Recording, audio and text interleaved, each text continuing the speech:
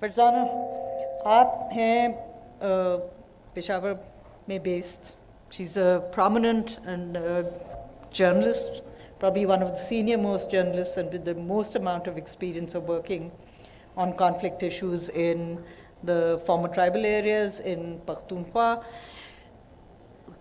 Can you give us an idea of the extent to which Talibanization is affecting the lives and livelihoods of women and girls in Khyber Pakhtunkhwa, which includes, of course, the former tribal belt? بہت شکریہ.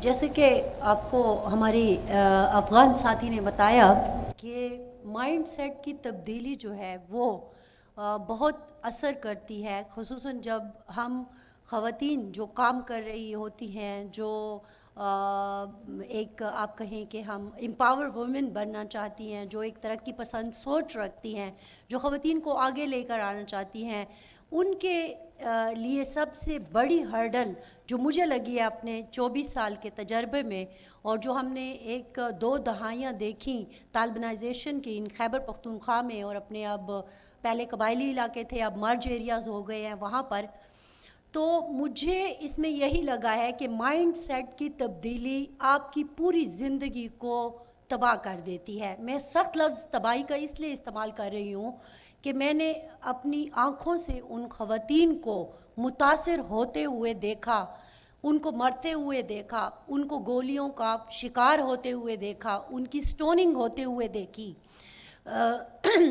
غیرت کے نام پر کبھی قتل ہوئے، کبھی آپ نے دیکھا، مطلب ہمارے سامنے اگر ہم ایک بچی کی مثال لے لیں ملالہ کی، وہ آپ کے سامنے ہے کہ وہ کیا کہہ رہی تھی. وہ صرف یہ کہہ رہی تھی کہ مجھے تعلیم حاصل کرنی ہے اور میرے جیسی بچیوں کو تعلیم حاصل کرنے دیں. اسی طرح آپ مختلف شعبۂ زندگی میں دیکھیں. مجھے خود یاد ہے کہ 2007 کے بعد جب میں اپنی زندگی کو دیکھتی ہوں، میں مطلب 1997 میں نے جرنلزم جوائن کیا، تو جو بڑا ہرڈل مجھے دکھتا تھا وہ صرف ایک سوشل فیکٹر دکھتا تھا کہ ہماری سوسائٹی نے جو ہمارے ارد گرد دیواریں چنی ہوئی ہیں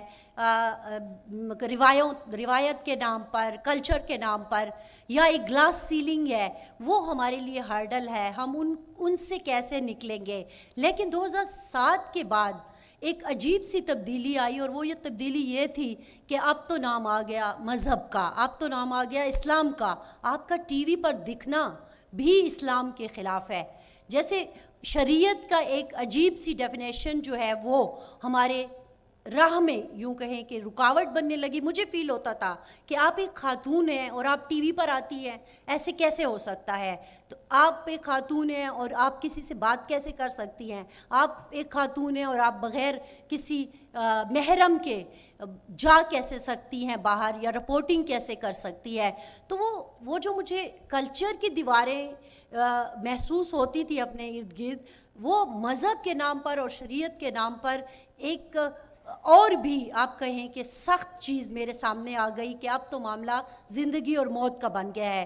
کیونکہ اب جب سوسائٹی کو، سوسائٹل رویوں کو، روایات کو چیلنج کرتے ہو تو زیادہ سے زیادہ یہ ہوتا ہے کہ لوگ آپ کے ساتھ سوشل بائیکاٹ کر لیتے ہیں، آپ کو برا بھلا کہتے ہیں. لیکن جب آپ مذہب کے لیے چیلنج بن جاتے ہو تو پھر تو ظاہر ہے ایک ہی حال ہے، اور وہ حال آپ سب کو پتہ ہے. تو ہمیں بڑی تکلیف ہوتی تھی اس وقت، اور بڑی ایک قسم کا سختی کا سامنا کرنا پڑتا تھا.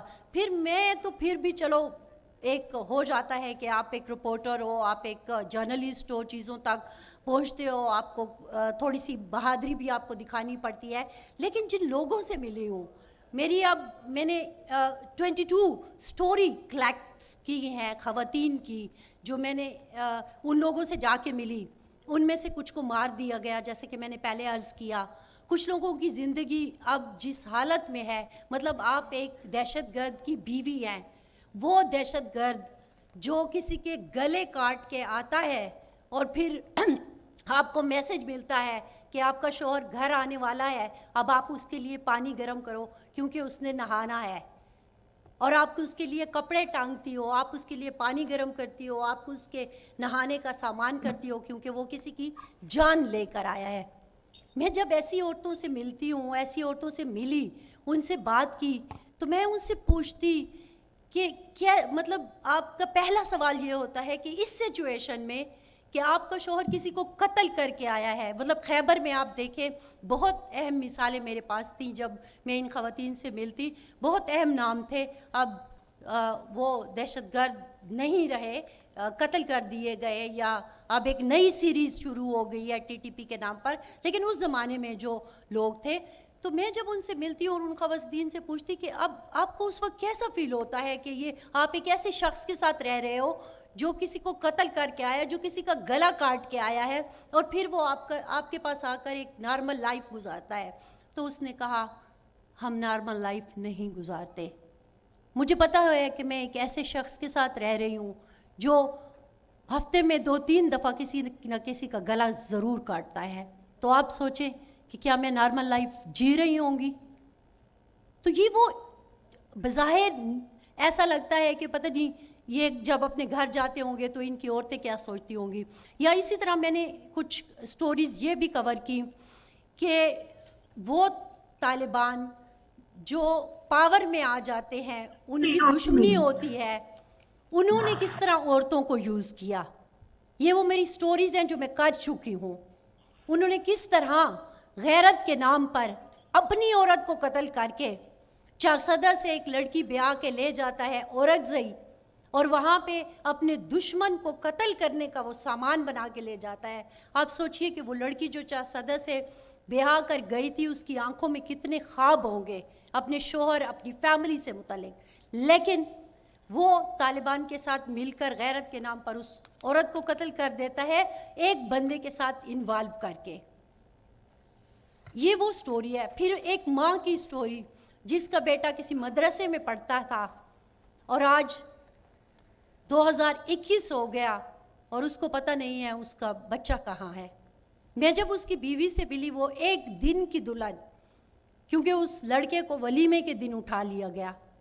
میں آپ کے ساتھ صرف اپنے تجربات شیئر کر رہی ہوں تاکہ آپ کو اندازہ ہو کہ جب ہم طالبانائزیشن کی بات کرتے ہیں اور امپیکٹ آف ویمن کی بات کرتے ہیں تو اس کے پیچھے کیا کہانیاں ہوتی ہیں، کیا جذبات ہوتے ہیں، کیا زندگی ہوتی ہے. میں نے جب اس بچی سے پوچھا، 16 سال کی وہ بچی تھی، کہ تمہاری شادی ہوئی، کیا ہوا یہ سارا، وہ جب وہ اور پھر اس کی ساس مجھے کہانی سنا رہی تھی. شادی ہوتی ہے اور ولیمے کے دن لڑکے کو اٹھا کر چلے جاتے ہیں.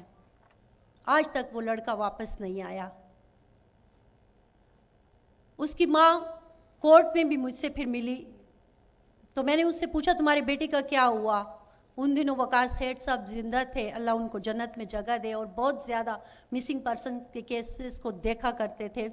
اس نے کہا کہ میں نے سیٹھ صاحب سے صرف یہ کہا ہے، مجھے یہ بتا دو ان لوگوں سے پوچھ کر جن کو پتہ ہے کہ میرا بیٹا کہاں ہے، کیا میری بہو بیوہ ہے یا دلہن. اور آخر میں صرف اس بات کے اوپر کنکلوڈ کروں گی کہ ابھی 15 اگست کے بعد ہماری بارڈر کے پاس جو کچھ ہوا، میں جب اس کو کور کرنے کے لیے گئی تو ہمیں بارڈر سے کراس کرتے ہی کچھ کلومیٹر کے فاصلے پر طالبان نے اغوا کر لیا مجھے اور میری ٹیم کو. اور وہ 3.5 گھنٹے تک جس طرح انہوں نے ہمیں بندی بنائے رکھا، گراؤنڈ پر میں جو سوچ دیکھ کر آئی ہوں وہ سوچ آج بھی وہی ہے جو 20 سال پہلے تھی. وہ سوچ نہیں بدلی. میں نے آغاز کیا تھا مائنڈ سیٹ کی تبدیلی سے. وہ آج بھی میرے کیمرہ مین اور میرے ساتھی رپورٹر سے یہی پوچھ رہے تھے کہ نامحرم کے بغیر یہ جو آپ عورت کو لیے پھر رہے ہو، آپ کو لگتا نہیں ہے کہ شریعت کے حساب سے آپ سزا کے قابل ہو؟ تو یہی میری آخری بات ہے کہ مائنڈ سیٹ کی جو تبدیلی ہے وہ اب میں اس لیول پر دیکھ رہی ہوں کہ جب میں افغانستان سے کوئی ٹویٹ کرتی تھی تو اس کے اوپر پاکستان میں بیٹھے ہوئے ہمارے ٹویٹر کے جو فالوورز کہیں یا جو ساتھی ہیں، بس اب سوشل میڈیا پر جن کا کنٹرول ہے، کیا کہہ سکتے ہیں، وہ جس طرح کے کمنٹس دیتے تھے اس سے مجھے بہت خوف آتا تھا کہ پتہ نہیں پاکستان میں آئندہ آنے والے دنوں میں کیا ہونے والا ہے. اور ہمارا جو اتنا لمبا سفر تھا. یہ ہمارے ساتھی کہہ رہے ہیں 20 سال کا سفر. ہمارا جو اتنا لمبا سفر ہے جو ہم نے اتنی مشکل سے کاٹا ہے اس کا کیا ہوگا؟ یہ سوال تنگ کرتا ہے مجھے. شکریہ. Thank you very much, Farzana.